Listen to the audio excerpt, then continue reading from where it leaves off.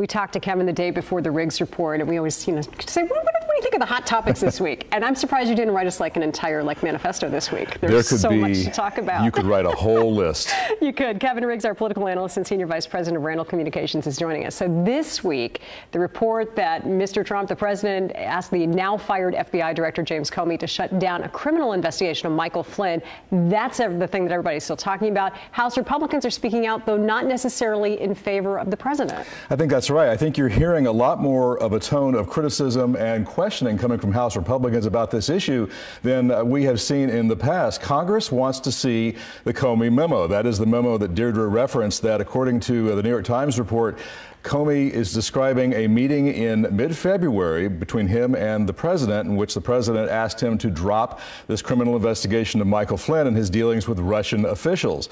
So Republicans say, despite the White House's denial that this took place, that they want some answers. Jason Chaffetz, who is the chair of the House Oversight Committee, said this week he wants to issue subpoenas if necessary to obtain the documents, to obtain the answers to these questions. Again, explosive charges. You're talking about obstruction of justice. You're talking about the possibility that the White House was actively seeking to pressure the FBI to drop this investigation. And then in the meantime, you have the calendar moving on and heading toward another election year, which means that Republicans especially need some answers before that time. Yeah, they really do. I mean, elections are referendums on who is running things, and the Republicans with control of both the House and the Senate know that this is their opportunity to pass a number of legislative priorities, not just the Health Care Reform Act, but also tax reform, beefing up border security, for example. And they're seeing all of these, in many cases, a lot of these examples of legislative priorities being overshadowed by all of this controversy coming out of the White House. And so they are calling for some calm, but they know that Republicans in swing districts are going to be tagged with all of this dysfunction. Not a good record to run on come 2018. At least one conservative congressman from Southern California is saying now publicly that he would support a special prosecutor to look into the Russia situation.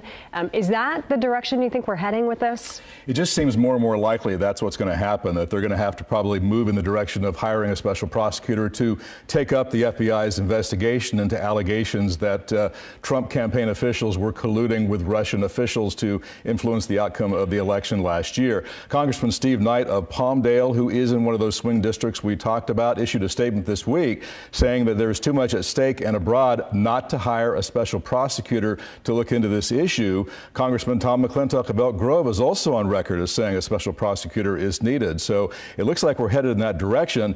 A special prosecutor, though, and an investigation will not end before the 2018 elections. I mean, it's a process to do that. It's going to go on for quite some time. Kevin, thank you. Kevin does write a political blog, and tomorrow's Riggs report will post at midnight. You can always read it on our KCRA app.